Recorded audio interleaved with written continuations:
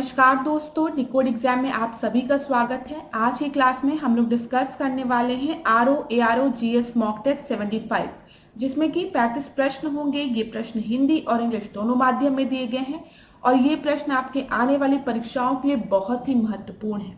तो चलिए आज की क्लास को स्टार्ट करते हैं मेरे साथ ऐश्वर्या सिंह के साथ। आज की क्लास को स्टार्ट करने से पहले मैं थोड़ी सी इंफॉर्मेशन आप लोगों को दे दूं फाउंडेशन कोर्स की, जो कि डिकोड एग्जाम आप लोगों के लिए लेकर आया है। इस फाउंडेशन कोर्स में एंटायर आरओ एआरओ के सिलेबस को कवर किया गया है थ्रू वीडियो लेक्चर्स। यहाँ पर आपको नोट्स पीडीएफ के फॉर्मेट में प्रोवाइड कराई जाएगी। आपको टेस्ट सीरीज प्रोवाइड की जाएगी जहां पर आप अपने परफॉर्मेंस को इवैल्यूएट कर सकते हैं। साथ ही साथ आपको टेलीग्राम ग्रुप पे ज्वाइन कराया जाएगा, जहां पर अगर आपको किसी भी तरीके का डाउट होता है तो आप फैकल्टी के साथ डिस्कस कर सकते हैं। अगर इस कोर्स से रिलेटेड आपको कोई भी इंपॉर्टेंट इंफॉर्मेशन चाहिए क्लास, तो आप इस नंबर पर व्हाट्सएप करिए, आपको सारी इंफॉर्मेशन प्रोवाइड करा दी जाएगी। डिकोड एग्जाम आप लोगों के लिए समान हिंदी की पुस्तक भी लेकर आया है, जो कि आप फ्लिपकार्ट या फिर अमेजॉन से घर बैठे ऑर्डर कर सकते हैं, या फिर अगर आप चाहें तो इसे ऑफलाइन मोड में अपने नियरेस्ट बुक स्टोर से जाकर खरीद भी सकते हैं। ये बुक परीक्षा की दृष्टि से बहुत ही महत्वपूर्ण है, तो एक बार इसका अध्ययन जरूर करिए। अगर इससे रिलेटेड कोई भी इंफॉर्मेशन चाहिए तो आप इस नंबर पर व्हाट्सएप करिए। चलिए आज की क्लास का हम पहला प्रश्न देखेंगे। पहले प्रश्न को ध्यान से पढ़िए। पहला प्रश्न क्या है? हड़प्पा सभ्यता के निम्नलिखित स्थलों पर विचार करें। Consider the following sites of Harappa civilisation. Kalibanga Gujarat, Bhagwanpura Haryana, Surkotada Gujarat. तो यहाँ पर आप सभी को पता है सुरकोटदा जो है वो गुजरात में है, एकदम सही है। भगवानपुर की पुरा की जब हम बात करेंगे तो वो हरियाणा में है, ये भी सही है। लेकिन जो कालीबंगा है वो गुजरात में नहीं है। कालीबंगा कहाँ है? राजस्थान में है। ठीक है, ये चीज याद रखिएगा। तो यहाँ पर आपका सही उत्तर क्या हो जाएगा? डी आपका सही उत्तर हो जाएगा।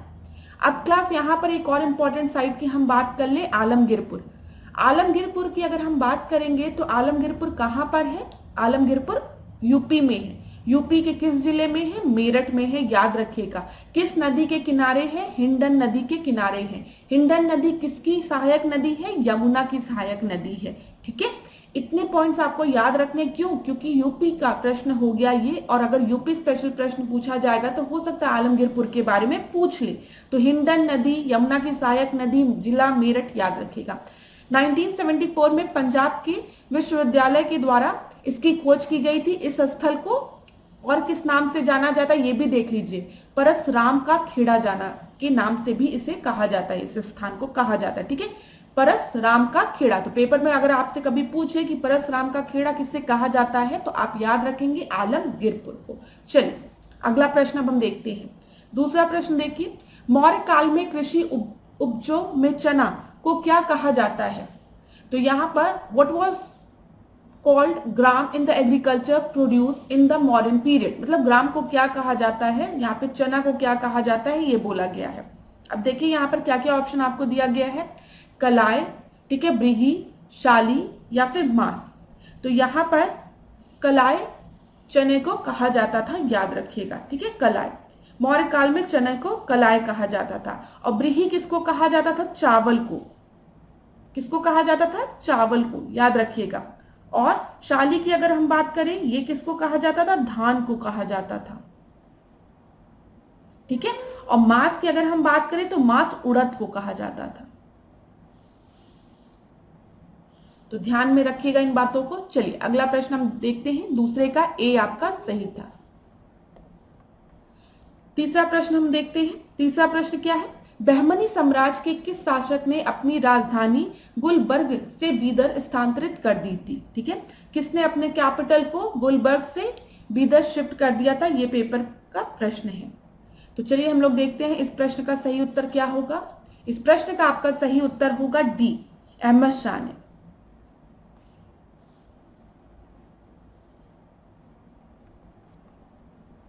अब यहाँ पर कुछ एक्सप्लेनेशन भी हम लोग देख लेते हैं। अहमद शाह बहमनी की अगर हम बात करें, अहमद शाह बहमनी ने 1422 से 1435 तक राज किया था। अहमद शाह ने 1424 में गुलबर्ग से बीदर अपनी राजधानी स्थानांतरित कर दी थी, जो कि मैंने आपको बताया। इसने बीदर का नाम मोहम्मदाबाद रखा था। ये चीज हो सकता है पेपर में पूछ ले।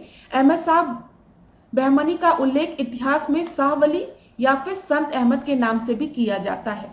तो इस तरीके के प्रश्न पेपर में पूछते हैं, जैसे शाह वली किसको कहा गया था, तो अहमद शाह बहमनी को कहा गया था, याद रखिएगा। और संत अहमद भी अहमद शाह बहमनी को कहा गया था। चलिए अगला प्रश्न हम देखते हैं, चौथा प्रश्न। दिल्ली सल्तनत में शमसी वंश का संस्थापक कौन था? Who was the founder of Shamsi dynasty in Delhi सल्तनत? तो बलबन, इल्तुतमिश, रजिया सुल्तान या फिर कुतुबुद्दीन ऐबक। तो इस प्रश्न का सही उत्तर आपका क्या है? बी है। ठीक है, इल्तुतमिश। ये चीज याद रखिएगा। आप सभी को पता है जब भी हम दिल्ली सल्तनत की बात करते हैं तो दिल्ली सल्तनत में जो पहला वंश था वो कौन सा था? गुलाम वंश था। ठीक है, और गुलाम वंश ने 1206 से 1290 तक शासन किया था। ये भी चीज याद रखिएगा। गुलाम वंश की अगर हम बात करें तो यहाँ पर मेनली 3 वंश थे। ठीक है, 3 राजवंश ने शासन किया था, जिसमें पहला जो वंश था आपका कुतुबी वंश था, और इसके फाउंडर कौन थे? इसके फाउंडर थे कुतुबुद्दीन ऐबक। ठीक है, शमसी वंश दूसरा था, जिसके की फाउंडर कौन थे? इल्तुतमिश था। ठीक है, और बलबनी वंश का फाउंडर कौन था? बलबन था। तो याद रखिएगा। चलिए अगला प्रश्न हम देखते हैं, 5वां प्रश्न। किस मुगल कालीन शासक ने सुल्तान आदिल की उपाधि धारण की थी? तो किसने सुल्तान आदिल की उपाधि धारण की थी? अकबर ने सुल्तान आदिल की उपाधि धारण की थी। तो इस प्रश्न का सही उत्तर आपका बी है।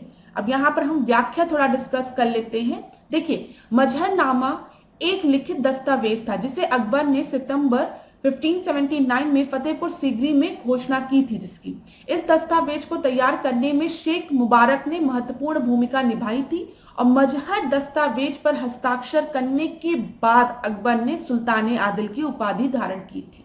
तो यहाँ पर ये आप याद रखिएगा, अगर पेपर में कभी पूछे कि सुल्तान आदिल की उपाधि किसने धारण की थी, तो अकबर ने धारण की थी।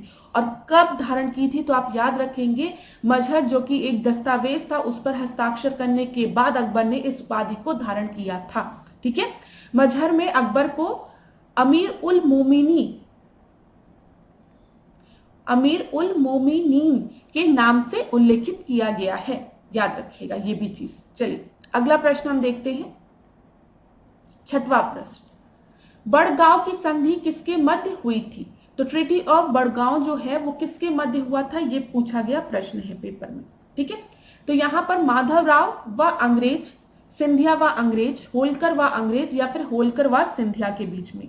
तो यहां पर आपका सही उत्तर है जो बड़गांव की संधि है वो माधवराव व अंग्रेज के बीच में हुई थी। ठीक है, माधवराव और अंग्रेज के बीच में एक और संधि हुई थी जो कि है पुरंदर की संधि।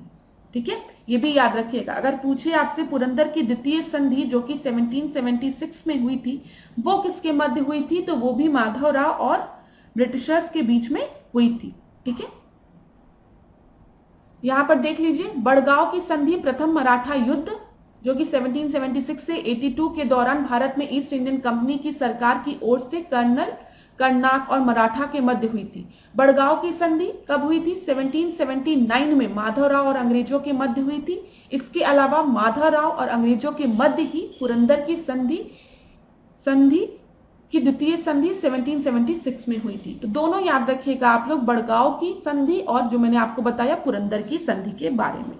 चलिए अगला प्रश्न हम देखते हैं, 7वां प्रश्न। निम्नलिखित शिक्षा आयोग पर सबसे पहले गठित हुआ था। यहाँ पर first which of the following education commission was the first constituted.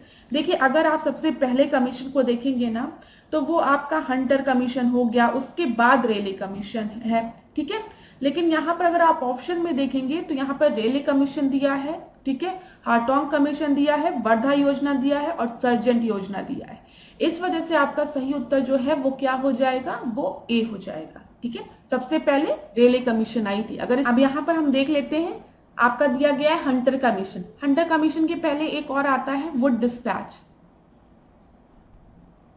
Wood dispatch की जब हम बात करते हैं तो ये किसके समय पे आया है? लॉर्ड डेलहाउसी के। याद रखिएगा, ये भी हो सकता है पेपर में आपसे पूछ ले, लॉर्ड डेलहाउसी। अब देखते हैं, लॉर्ड रिपन के समय हंटर कमीशन आया। कब आया? 1882 में आया। अब क्लास यहाँ पर आपको एक चीज याद रखनी है कि लॉर्ड रिपन के समय आया हंटर कमीशन और किस ईयर में आया? 1882 में, क्योंकि पेपर में किसी भी तरीके से प्रश्न पूछा जा सकता है। हो सकता है आपसे पूछ ले कि वाइसरॉय कौन था उस समय, या फिर आपसे पूछ ले जैसे यहाँ पर पूछा गया कि पहला कमीशन कौन सा था जो एजुकेशन से रिलेटेड था, या फिर उनको क्रोनोलॉजिकल ऑर्डर में अरेंज करने को बोल दे, तो प्रश्न किसी भी तरीके से बन सकता है, इसलिए ध्यान रखिएगा। यूनिवर्सिटी कमीशन की बात करते हैं, या फिर जिसको हम रेले कमीशन भी कहते हैं, ठीक है। रेले कमीशन किसके समय में आया है? लॉर्ड कर्जन के समय में आया है, और कब आया है? 1902 में आया है। याद रखिएगा, क्लास इंपॉर्टेंट है ये वाला। तो यूनिवर्सिटी कमीशन तो पेपर में कई बार पूछा गया है, लॉर्ड कर्जन के समय में आया है। और आप सभी को पता है 1905 में लॉर्ड कर्जन के समय क्या हुआ है? बंगाल का विभाजन हुआ है, ये भी याद रखिएगा आप लोग। फिर इसके बाद लॉर्ड चेम्सफोर्ड की बात करें, उसके समय पे आया है सेडलर कमीशन, जो कि कोलकाता यूनिवर्सिटी कमीशन लिखा है, इसी को हम बोलते हैं सेडलर कमीशन। सेडलर कमीशन कब आया है? 1917 में आया है, ठीक है। और आप सभी को पता है कि चेम्सफोर्ड के समय ही 1919 में आपका कौन सा कांड क्या हुआ है? जलियांवाला बाग कांड हुआ है, ये भी याद रखिएगा, ठीक है। यहां पर अब देखिए लॉर्ड रीडिंग की बात करते हैं। लॉर्ड रीडिंग के समय कौन सा कमीशन आया है? इचकैप कमीशन आया है, ठीक है, याद रखिएगा, ये भी शिक्षा से रिलेटेड है। कब आया है? 1923 में आया है। फिर लॉर्ड वेवल की हम बात करते हैं। लॉर्ड वेवल के समय सर्जेंट प्लान आया है 1944 में, जॉन सर्जेंट की अध्यक्षता में। तो यहां पर आप समझने का प्रयास करिएगा कि किन किन तरीके से प्रश्न बन सकता है। पहला प्रश्न तो आपसे डायरेक्टली पूछ सकता है कि कौन वॉइसरॉय था उस समय, हंटर कमीशन के समय कौन था, रेले कमीशन या फिर जिसको हम यूनिवर्सिटी कमीशन कहते हैं उस समय वॉइसरॉय कौन था, ठीक है, डायरेक्ट पूछा जा सकता है। या फिर आपसे ईयर पूछा जा सकता है, या फिर आपसे पूछा जा सकता है कि कौन इसके चेयरमैन थे। तो हर तरीके से इस टॉपिक को तैयार रखिएगा, पेपर में यहां से प्रश्न बनता है। चलिए अगला प्रश्न हम देखते हैं। अच्छा, यहां पर अब आपको क्लियर हो गया होगा ना कि मैं आपको एक बार ईयर बता दूं। एक बार मैं ईयर बता देती हूं। जब हम रेले कमीशन की बात करते हैं, जिसको कि हमने कहा कि यूनिवर्सिटी कमीशन भी कहते हैं, जो कि किसके समय पे आया है? लॉर्ड कर्जन के समय पे आया है। कौन सा ईयर था? 1902 था, ठीक है। हार्टोंग समिति की जब हम बात करते हैं तो ये कब आया है? आपका 1929 में आया है, ठीक है। अगर हम वर्धा कमीशन की बात करें, ये 1937 में आया है, और सर्जेंट कमीशन जो है, योजना जो है, वो 1944 में आया है, ठीक है। ये आपको पता है इस समय लॉर्ड वेवल थे, ठीक है, याद रखिएगा, सारी चीजें बहुत इंपॉर्टेंट है पेपर की दृष्टि से, इसलिए मैंने आपको बता दिया। चलिए अगला प्रश्न हम देखते हैं, 8वां प्रश्न। अवध क्षेत्र ने किस वर्ष सहायक संधि को स्वीकार किया था? तो अवध क्षेत्र ने सहायक संधि को किस वर्ष स्वीकार किया था? तो 1801 में। डी आपका सही उत्तर है। देखिए, जब भी हम बात करते हैं सब्सिडरी अलायंस की, ठीक है, या फिर जिसको हम सहायक संधि कह रहे हैं, इसकी बात करते हैं, तो सहायक संधि की जो अवधारणा थी लॉर्ड वेवल ने शुरू की थी, ठीक है। इसी के तहत अगर हम बात करें कि किसने कब इस संधि को स्वीकार किया था, उसको देख लेते हैं, क्योंकि यहां पर भी क्रोनोलॉजिकल ऑर्डर में पूछ सकता है।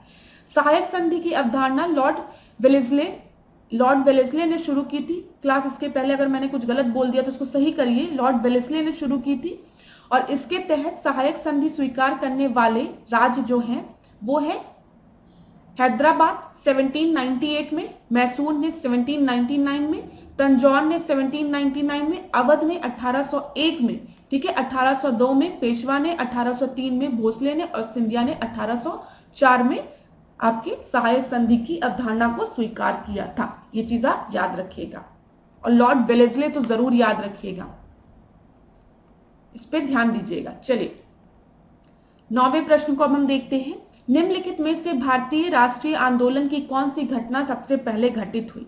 तो यहाँ पे कैबिनेट मिशन का भारत में आगमन, अंतरिम सरकार का गठन, शाही नौसेना विद्रोह, मुस्लिम लीग द्वारा सीधी कार्रवाई।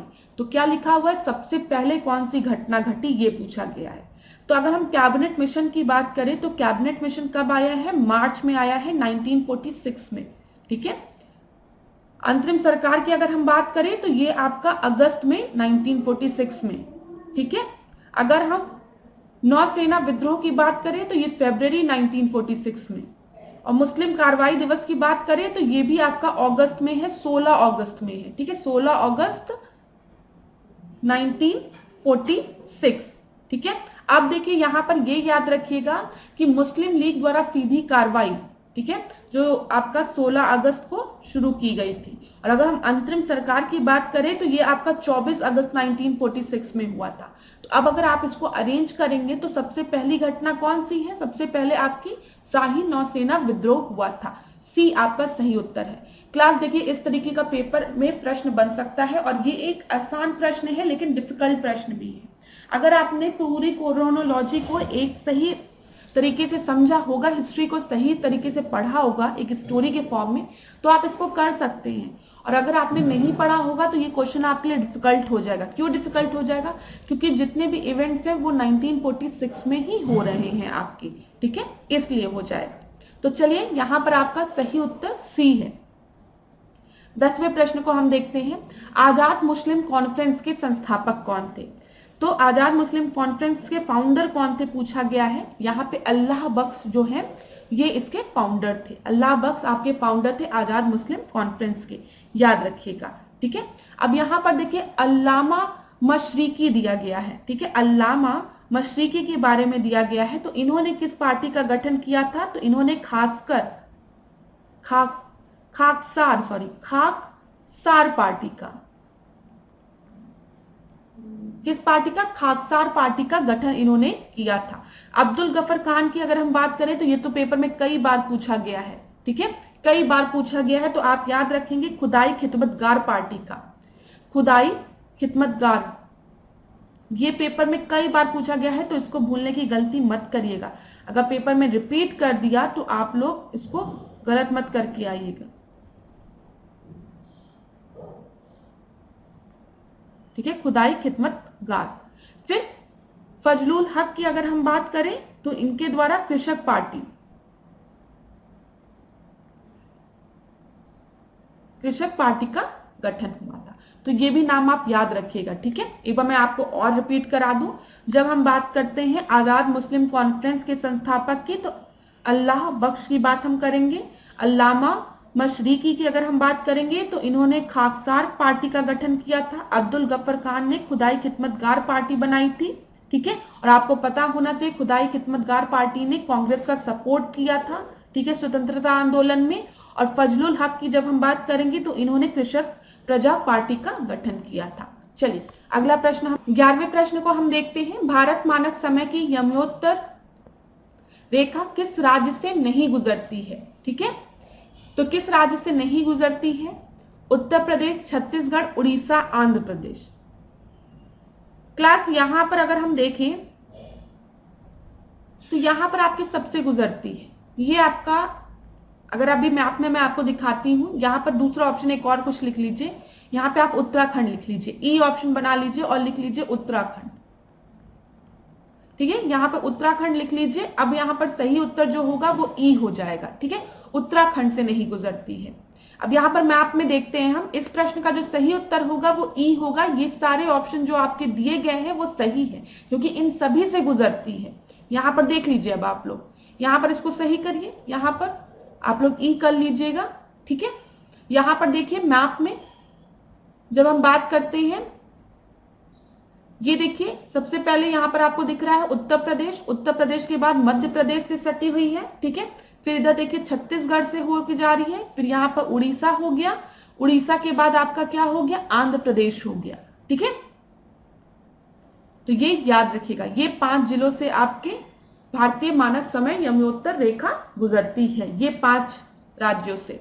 यहां पर आपका क्वेश्चन गलत सेट था, यहां पर इन्होंने जो भी 4 ऑप्शन सेट किए थे ये चारों ऑप्शन से गुजरती है, तो यहां पर सही कर लीजिएगा इस चीज को।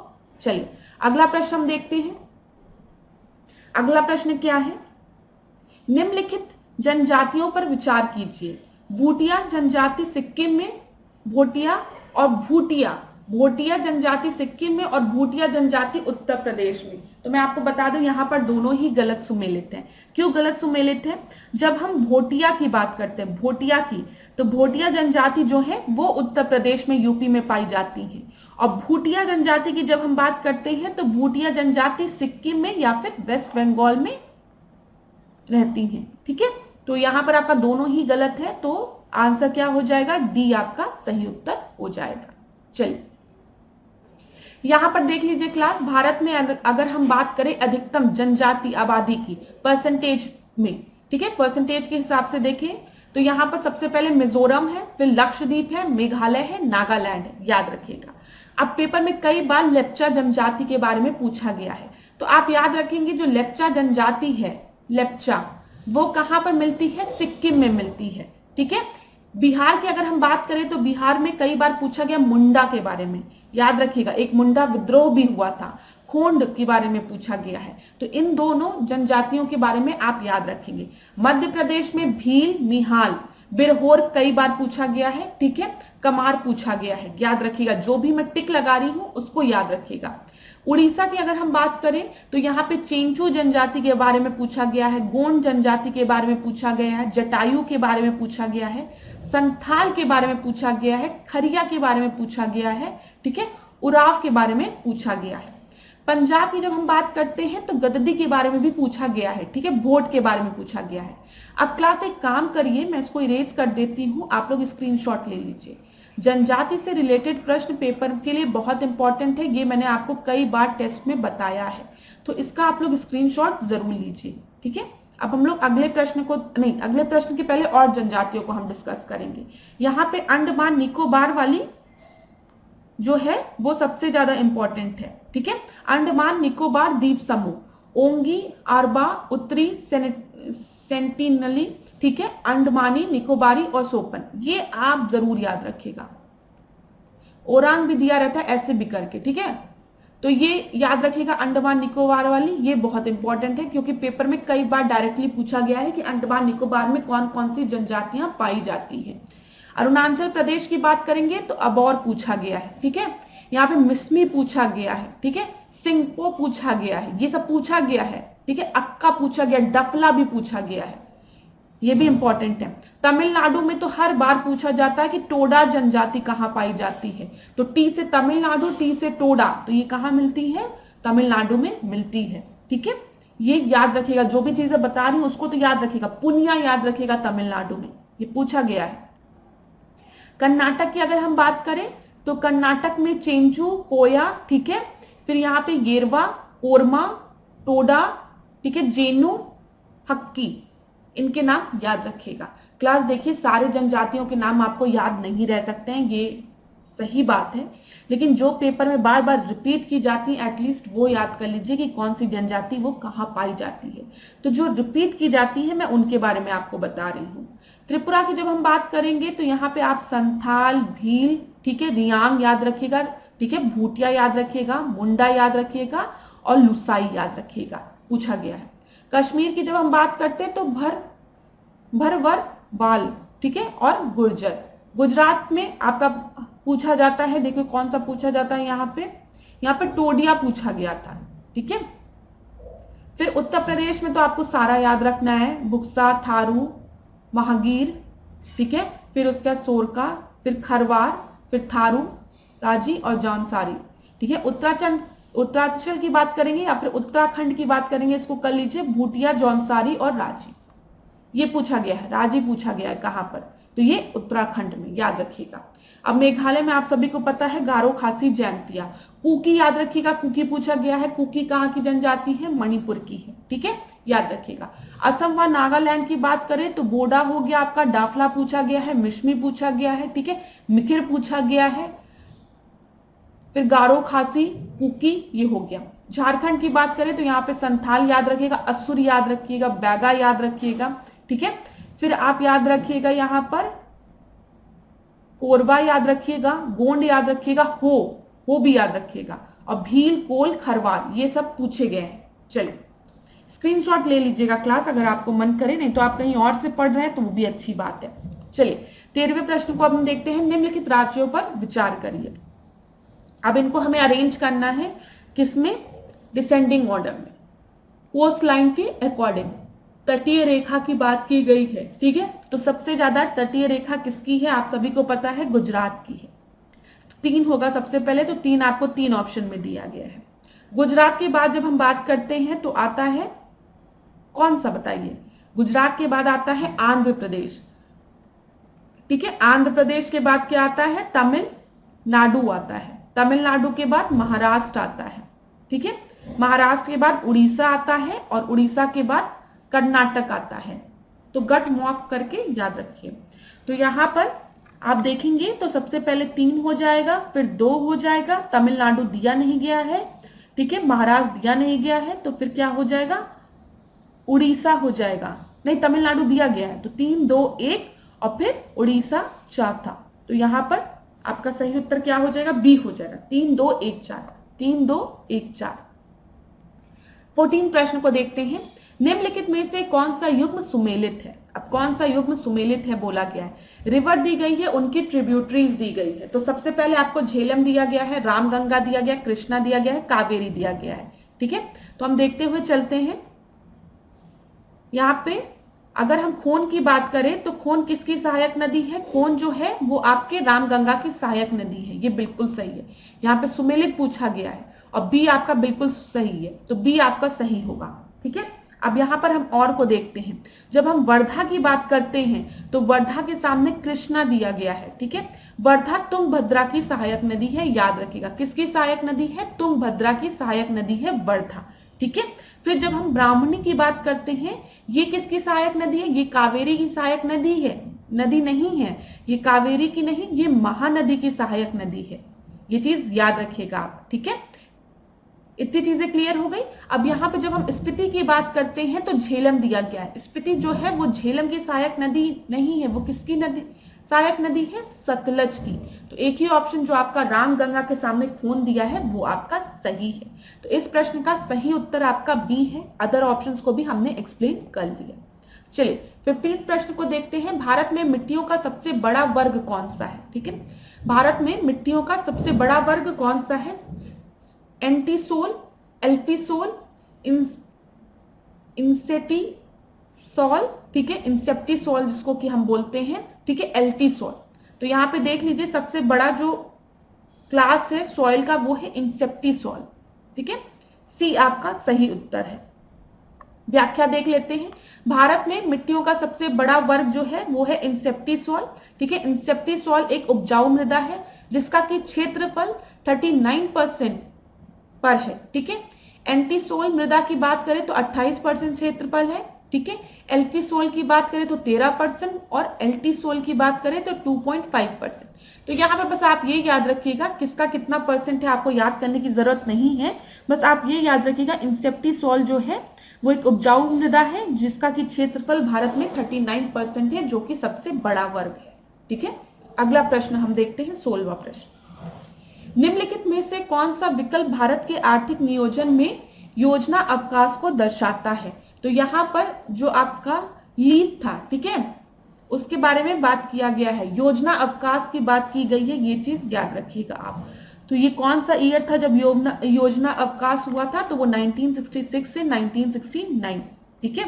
भारत में अगर हम तीसरी पंचवर्षीय योजना की बात करें तो तीसरी पंचवर्षीय योजना 1961 से 1966 तक चलाई गई थी, 5 साल की थी, पंचवर्षीय योजना थी ये, ठीक है। इसके बाद योजना अवकाश हुआ था, ठीक है, जिसको कि प्लान हॉलिडे कहते हैं, 1966 से 1969 के बीच में, ठीक है। ये याद रखिएगा 3 साल तक चला था। चलिए अगला प्रश्न हम देखते हैं, 17 प्रश्न। भारत में गरीबी मापन से संबंधित वाई के अलग समिति का गठन कब किया गया था। तो ये तो हमने कई बार डिस्कस किया है, ये 1977 में किया गया था। अब यहां पर आप देख लीजिए कि 1962 में वर्किंग ग्रुप का फॉर्मेशन किया गया था। यहां से याद रखिएगा 1972 में गरीबी का अध्ययन करने के लिए वीएम दांडेकर और एन राग द्वारा स्टडी की गई थी। 1979 में वाई के अलग कमेटी का गठन हुआ था, ठीक है। 1993 में लकड़वाला एक्सपर्ट ग्रुप आया था, फिर 2009 में तेंदुलकर और 2014 में रंगराजन। और मैंने आपको बताया है कि अगर आप ऐसे याद करेंगे L+R तो आपको कभी नहीं भूलेगा। तो सबसे पहले अलग आएगा, अलग कमेटी आएगी, फिर Lakdawala committee, Tendulkar committee, Rangarajan committee, याद रखिएगा। चलिए अगला प्रश्न हम देखते हैं, 18वां प्रश्न। 18वां प्रश्न देखिए क्या दिया गया है। रेपो दर के संदर्भ में निम्नलिखित तथ्यों में से सत्य कथन चुने। आपको सत्य कथन चुनना है कि रेपो दर आरबीआई के मात्रात्मक उपकरण के अंतर्गत आती है, ठीक है। दूसरा आपको दिया गया है रेपो दर में वृद्धि से वाणिज्यिक बैंकों द्वारा ब्याज में कमी की जाती है।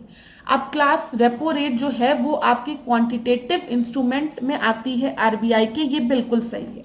ठीक है, यहाँ पर जब भी हम आरबीआई की बात करते हैं, जब भी हम मॉनेटरी पॉलिसी की बात करते हैं, देखिए सबसे पहले आप याद रखेंगे जब भी मॉनेटरी पॉलिसी की बात होगी तो इसमें किसका रोल होता है, सेंट्रल बैंक का रोल होता है, आरबीआई जो की है हमारी। ठीक है, दो तरीके के टूल्स होते हैं, एक क्वांटिटेटिव टूल होते हैं, ठीक है, और एक आपके क्वालिटेटिव टूल्स होते हैं।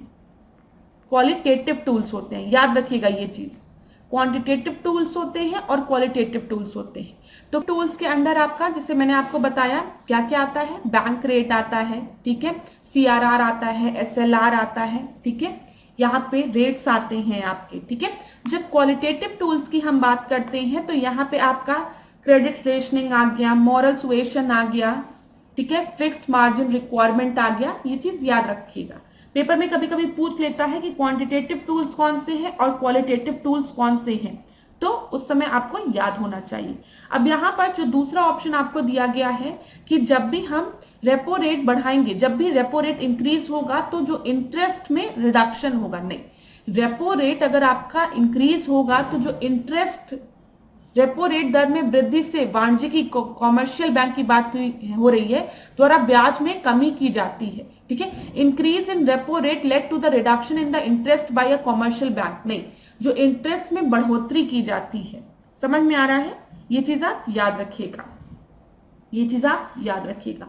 देखिए जब भी हम रेपो रेट की बात करते हैं तो रेपो रेट वो रेट होता है at which commercial bank borrow money by selling their securities to the central bank. ठीक है, यहाँ पर जब भी हम रेपो रेट की बात करते हैं, रेपो रेट वो रेट होता है जिसमें कि जो वाणिज्यिक बैंक होते हैं आपके, जो कॉमर्शियल बैंक होते हैं, वो सेंट्रल बैंक से, जो कि आरबीआई है, वहां से मनी बोरो करते हैं बाय सेलिंग देयर सिक्योरिटीज। ठीक है, ये चीज आप याद रखिएगा, इस तरीके से आप इस चीज को याद रखिएगा। चलिए इतनी चीज हो गई, तो यहाँ पर आपका दूसरा तो गलत है, आपका पहला सही है, तो यहाँ पर सही उत्तर क्या हो जाएगा, ओनली वन, ओनली वन आपका जो है ए जो है वो आपका सही उत्तर है।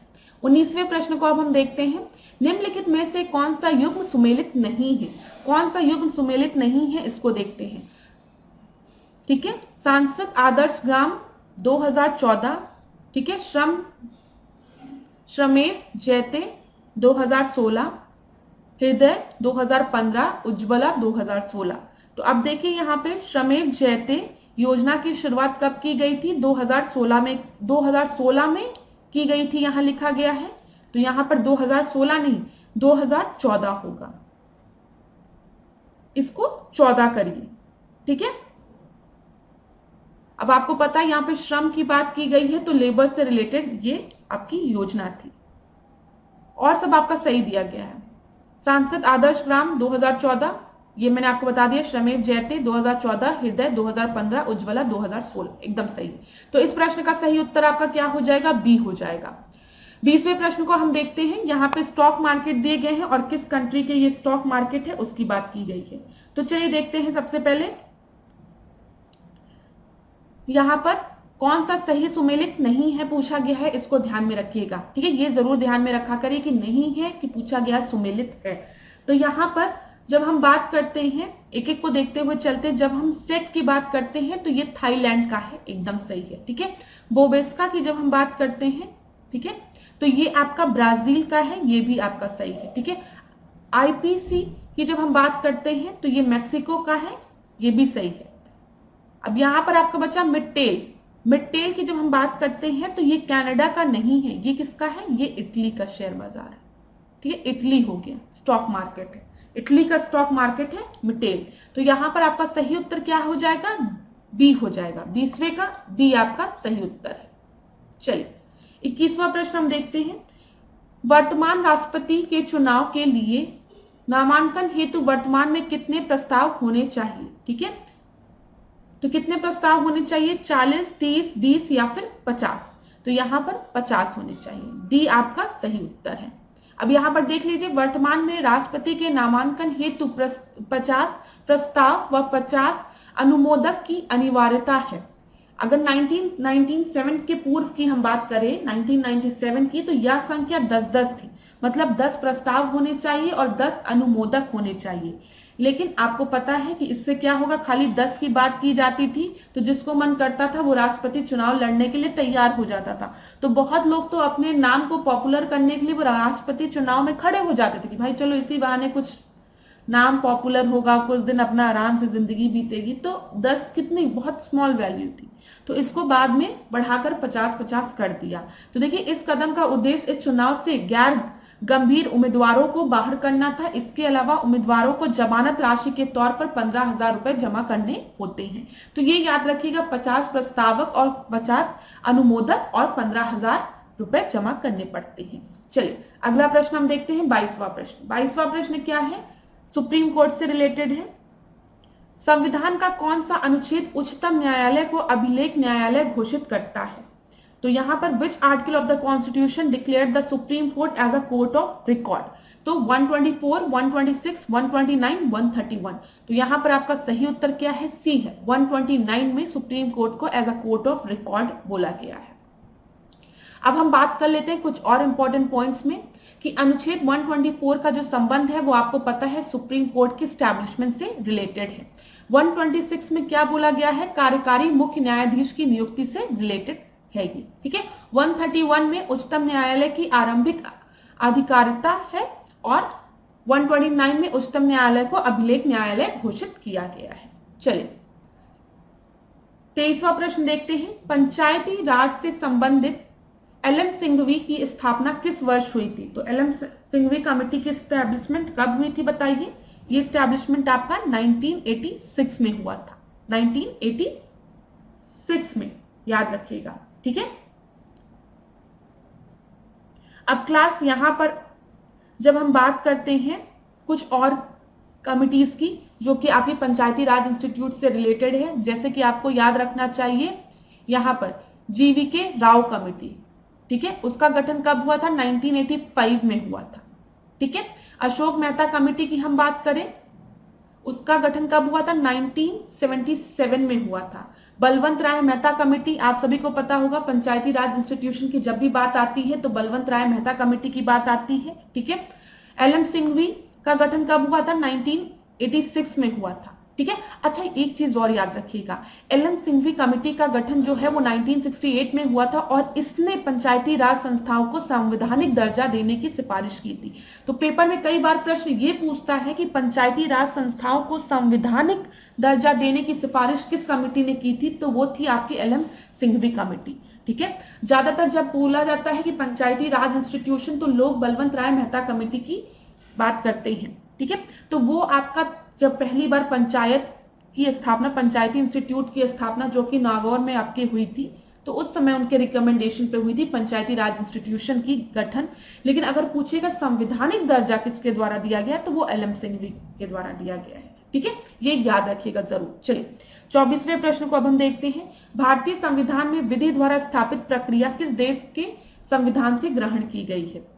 तो प्रोसीजर एस्टैब्लिश्ड बाय लॉ कहां से लिया गया है बताइए? जापान से लिया गया है। सी आपका सही उत्तर है, सी सही उत्तर है। भारतीय संविधान में विधि द्वारा स्थापित प्रक्रिया को जापान से लिया गया है, ठीक है। अब यहां पर हम कुछ और चीजें देख लेते हैं, महत्वपूर्ण संविधान में जो महत्वपूर्ण कुछ चीजें हैं जो कि हमने उधार ली है। जैसे केंद्र का प्रबल संघ, ये कहां से लिया गया है? कनाडा से लिया गया। संसद पार्लियामेंट आप सभी को पता है ब्रिटेन से, ठीक है। प्रेम्बल की बात करेंगे तो यूएसए से। डीपीएसपी की डायरेक्टिव प्रिंसिपल की बात करेंगे आयरलैंड से। मौलिक कर्तव्यों की जब बात करेंगे तो यहां पर आप याद रखेंगे यूएसएसआर से, ठीक है। राष्ट्रपति के चुनाव की बात करेंगे तो आयरलैंड से, ठीक है। आपातकाल की बात करेंगे तो जर्मनी से, ठीक है। यहां पर आप याद रखिएगा ये सब चीजें। चलिए अगला प्रश्न हम देखते हैं, 25वें प्रश्न को देखिए, संविधान के किस भाग में अनुसूचित जाति और जनजाति क्षेत्र के प्रशासन के बारे में बोला गया है? तो किस भाग में बोला गया है? भाग 10 में बोला गया है, याद रखिएगा, भाग 10 के बारे में। अच्छा यहां पे अगर हम पार्ट 11 की बात करें तो पार्ट 11 में क्या है बताइए? संघ व राज्यों के मध्य विधायी व प्रशासनिक संबंध दिए गए हैं। तो relationship between the centre and the state, union and the state, किसमें दिया गया है? ये भाग 11 में दिया गया है। ठीक है, अगर हम भाग 8 की बात करें तो भाग 8 में क्या दिया गया है, ये संघ राज्यों के बारे में है। भाग 8 याद रखिएगा, संघ राज्य क्षेत्रों के बारे में, यूनियन टेरिटरीज के बारे में है। ठीक है, और भाग 20 में क्या दिया गया है, संविधान संशोधन के बारे में दिया गया है, कॉन्स्टिट्यूशनल अमेंडमेंट के बारे में दिया गया है। 26वें प्रश्न को हम देखते हैं, निम्नलिखित में से कौन प्राकृतिक रूप से सबसे अधिक मीठा होता है। तो प्राकृतिक रूप से सबसे अधिक मीठा कौन होते हैं, वो फ्रुक्टोज होता है। ठीक है, फ्रुक्टोज, ये याद रखिएगा, शहद में पाया जाता है फ्रुक्टोज। सैकरीन की अगर हम बात करें तो यहाँ पर आपका सही उत्तर ए हो जाएगा। ठीक है, अब यहाँ पर हम अगर सैकरीन की बात करें, एक बार व्याख्या देखते हैं। देखिए, फ्रुक्टोज प्राकृतिक रूप से सबसे अधिक मीठा होता है या शहद में पाया जाता है। सैकरीन जो है वो कृत्रिम रूप से सबसे मीठा होता है। अगर कृत्रिम रूप से पूछेगा तो आप सैकरीन लगाएंगे। ठीक है, लेकिन इससे ऊर्जा की प्राप्ति नहीं होती। इसका प्रयोग बर्फ उद्योग में किया जाता है। सुक्रोज, ग्लूकोज और फ्रक्टोज से मिलकर बना होता है आपका सैकरीन। ये याद रखिएगा, हो सकता है पेपर में पूछ ले कभी। चलिए अगला प्रश्न हम देखते हैं, 27वां प्रश्न।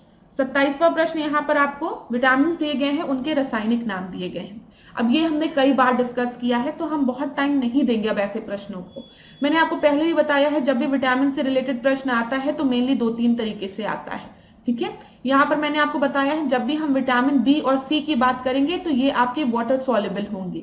ठीक है, और जब हम फैट सॉल्युबल विटामिन की बात करेंगे तो यहाँ पर आपके Deka, vitamin D, vitamin E, vitamin के, विटामिन ए हो गया। ठीक है, अब यहाँ पर केमिकल नाम दिया गया है और बोला गया है कौन सा गलत आपका मैच्ड है। ठीक है, तो चलिए एक एक देखते चलते हैं। जब भी हम विटामिन B1 की बात करते हैं तो थायमीन, ये एकदम सही है आपका। ठीक है, जब हम ए की बात करेंगे रेटिनॉल, ये भी सही है। विटामिन डी आपका एस्कॉर्बिक एसिड, ये भी सही है। विटामिन के आपको दिया गया है टोकोफेरॉल। ठीक है, ये टोकोफेरॉल नहीं होता है इसका नाम। इसका नाम क्या आपका होता है, यहाँ पर देखिए, यहाँ पर आपका डी हो गया। ठीक है, डी हो गया। यहाँ पर देखिए, विटामिन के की अगर हम बात करेंगे तो विटामिन के का जो रासायनिक नाम है वो फिलोक्विनोन। ठीक है, और यह किसमें पाए जाते हैं, यह आपके हरी पत्तेदार सब्जी में, टमाटर में, पनीर में आदि में पाए जाते हैं। इसकी कमी से क्या होता है, रक्त का थक्का नहीं जमता है, ये भी याद रखिएगा। 28 प्रश्न को देखते हैं। कलरिंग मटेरियल दिया गया है और ग्लास का कलर दिया गया है। तो चलिए एक एक को देखते हुए चलते हैं। सबसे पहले आपको क्या दिया गया है, देखिए यहाँ पर कोबाल्ट ऑक्साइड के बारे में बात किया गया है। तो कोबाल्ट ऑक्साइड का जो रंग होता है वो गहरा नीला रंग मिलता है इससे। तो यहाँ पर गहरा नीला रंग एकदम सही है। ठीक है, फिर उसके बाद क्यूप्रस लवण दिया गया है और पिकॉक नीला दिया गया है। ठीक है, यहाँ पर ये आपका गलत है। क्यूप्रस ऑक्साइड की अगर हम बात करेंगे, नहीं, क्यूप्रस लवण दिया गया है ना, यहाँ पे सॉल्ट दिया गया है। तो यहाँ देखिए, जो क्यूप्रस लवण है उससे पिकॉक नीला रंग मिलता है। ये सही है, ये सही है, ये भी सही है। ठीक है, बी भी सही है। क्यूप्रस ऑक्साइड की जब हम बात करेंगे तो क्यूप्रस ऑक्साइड से चटक हरा बोला गया है। तो क्यूप्रस ऑक्साइड से चटक हरा नहीं, यहाँ पे लाल रंग मिलता है, रेड कलर मिलता है। ठीक है, तो ये आपका गलत है। कार्बन की बात करेंगे तो कहरुआ। ठीक है, ये आपका सही है। यहाँ पे गलत कौन सा हो गया, सी आपका गलत हो गया। जब भी हम क्यूप्रस ऑक्साइड की बात करेंगे तो इससे चटक लाल रंग मिलता है। ठीक है, चटक लाल रंग का कांच प्राप्त होता है, ये याद रखिएगा। 28 का सी आपका सही उत्तर है। 29 प्रश्न देखते हैं। निम्नलिखित में से कौन प्रथम श्रेणी का उत्तोलक है। ठीक है, लिवर की बात की गई है तो सबसे पहले आपका सरोता दिया गया है, प्लास दिया गया है, मनुष्य का हाथ दिया गया है, कब्जे पर घूमने वाला दरवाजा दिया गया है। तो फर्स्ट लिवर की बात की गई है तो प्लास होता है। ठीक है, यहाँ पे प्लास मतलब वो जो प्लास आपका ऐसे कसने के लिए प्लास लेके आओ, वो प्लास की बात की गई है। अब देख लीजिए, यहाँ पर ये प्लास है आपका। जब भी हम बात करते हैं तो यहाँ पे फर्स्ट क्लास का लिवर होता है। ठीक है, सेकेंड क्लास, थर्ड क्लास। अब इसको समझिएगा, जब भी आपका जो आउटपुट फोर्स होता है, ठीक है, वो इधर होता है और एक तरफ आपका इनपुट फोर्स होता है और बीच में आपका फलक्रम होता है, तो उसको हम फर्स्ट लेवर में रखते हैं। जैसे आप प्लास देखिए, प्लास में इधर जहां से आप प्लास को दबाते हैं, आप उसको प्रेस कर रहे हैं, तो वो आपका इनपुट फोर्स हुआ। जहां से नट को टाइट किया जा रहा है वो आउटपुट फोर्स हुआ, ठीक है। और बीच में ये दोनों किस चीज से अटैच है, फल्क्रम से अटैच्ड है। ये फर्स्ट क्लास लेवल ये होता है। अब यहीं पर आप कैची ले लीजिए, कैची भी इसी तरीके से कुछ होती है। इधर आप इनपुट लगाते हैं जहां से आप कैची का हाथ चलाते हैं, और इधर से ये मुंह से काटती है, आउटपुट फोर्स देती है, और बीच में ये जुड़ी किससे होती है, फल्क्रम से होती है। तो ये फर्स्ट क्लास लेवर में आता है। सेकेंड क्लास लेवर में क्या होता है, यहां पर देखिए फल्क्रम एक तरफ होता है, ठीक है। फिर इधर एक तरफ इनपुट फोर्स और आउटपुट फोर्स। बस आप ये याद रखिएगा, जो फल्क्रम मिडिल में था इनपुट और आउटपुट के बीच में, अब वो एक तरफ हो गया है। अब देखिए यहां पर किस तरीके से आपका बना, फल्क्रम ये है जो इसका छोटा सा टायर है, इधर आप इसको उठाए हुए हैं इसके हैंडल को, तो ये इनपुट फोर्स हो गया। आउटपुट फोर्स पे आपने यहाँ पर मिट्टी रखी और आप इसको एक जगह से दूसरी जगह शिफ्ट कर रहे हैं, ठीक है। थर्ड क्लास लेवर की अगर हम बात करेंगे तो यहाँ पर आपका, यहाँ पर भी फल्क्रम एक तरफ होता है, लेकिन फल्क्रम के तुरंत बाद आपका इनपुट फोर्स होता है और उसके बाद आउटपुट फोर्स होता है। ये याद रखिएगा, जब फल्क्रम के बगल में आपका आउटपुट फोर्स होगा तो वो सेकेंड क्लास लेवर होगा, और जब फल्क्रम के बगल में आपका इनपुट फोर्स होगा और उसके बाद आउटपुट फोर्स होगा तो वो आपका क्या होगा, वो आपका थर्ड क्लास लेवर होगा। जैसे आप जब एक्सरसाइज करते हैं तो यहाँ पे जो आपका ज्वाइंट है ये आपका फल्क्रम हो गया, इधर आपने वेट को उठाया है तो ये आपका आउटपुट फोर्स हो गया।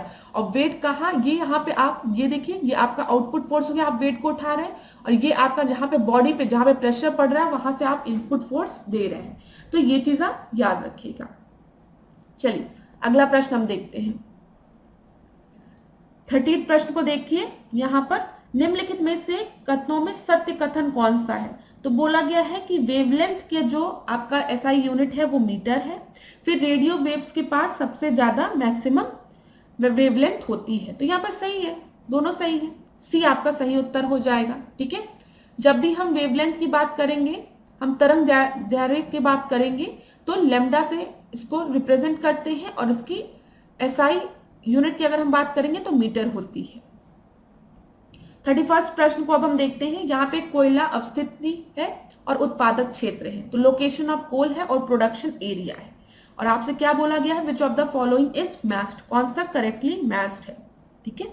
तो यहां पर आपका करेक्टली मैच्ड कौन सा है, देखते हुए चलते हैं हम लोग। देखिए क्लास, अच्छा आपको ये पता है कि जब भी हम कोयला के उत्पादन की बात करते हैं तो हम गोंडवाना की बात करते हैं, ये पता है आपको ना, ठीक है। ये याद रखिएगा, धारवाड़ रीजन की बात की जाती है तो धारवाड़ रीजन से मिनरल मिलते हैं, ठीक है, मिनरल्स, ये याद रखिएगा। और जब भी हम गोंडवाना लैंड की बात करते हैं तो यहाँ पे आपके फॉसिल मिलते हैं, कोल मिलते हैं, पेपर में पूछा जाता है, इसलिए याद रखिएगा धारवाड़ में मिनरल्स, ठीक है, खनिज, और गोंडवाना में कोल, ठीक है। अब चलिए देखते हुए चलते हैं इस प्रश्न का सही उत्तर। इस प्रश्न का जो सही उत्तर है वो आपका है बी, नाकचिक नाम की अगर हम बात करेंगे, नाकचिक नाम की, तो वो आपका कहां पर है, वो आपका अरुणाचल प्रदेश में है, ठीक है। अब यहाँ पर हम कुछ और इंपॉर्टेंट पॉइंट्स को देख लेते हैं। यहाँ पर देखिए प्रमुख कोयला उत्पादक क्षेत्र देखते हैं, झरिया, करणपुरा, बोकारो, चंदपुरा, गिरही, ठीक है, राजमहल क्षेत्र, ये सब कहां पर है, ये सब झारखंड में है, ठीक है, याद रखिएगा।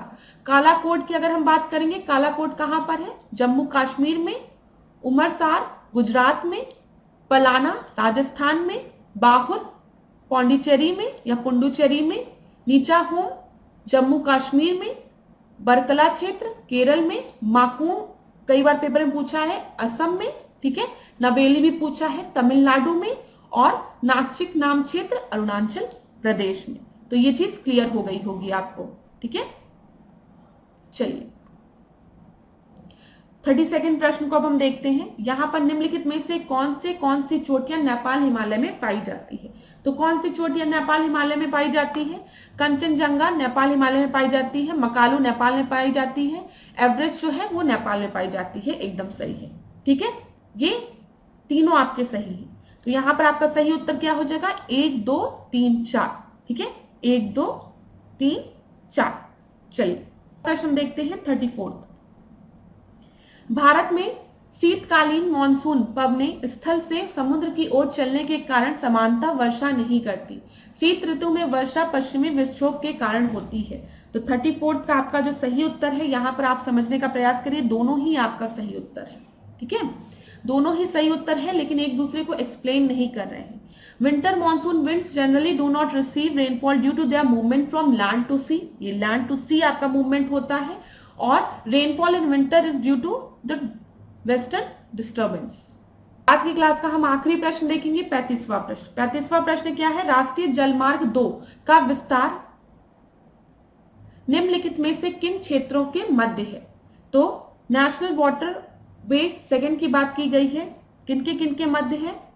प्रयागराज से हल्दिया, सदिया से धुबरी, ठीक है, कोतपुरम से कोल्लम, या फिर तालचेर से धामरा। तो यहां पर आपका सही उत्तर है बी, सदिया से धुबरी आपका नेशनल वाटर वे सेकंड आपका एक्सटेंड है इसका। चलिए, thank you so much class. आज के सेशन को हम यहीं पे एंड करेंगे। आज हमने 35 प्रश्नों को डिस्कस किया। नेक्स्ट क्लास में हम फिर मिलेंगे 35 प्रश्नों के साथ। अगर आपको क्लास अच्छी लगी हो तो लाइक करिएगा, शेयर करिएगा, ठीक है। और इसी तरीके से मेरे साथ ऐश्वर्या सिंह के साथ डिकोड एग्जाम के साथ बने रहिए। खूब पढ़िए, खूब आगे बढ़िए। आपका दिन मंगलमय।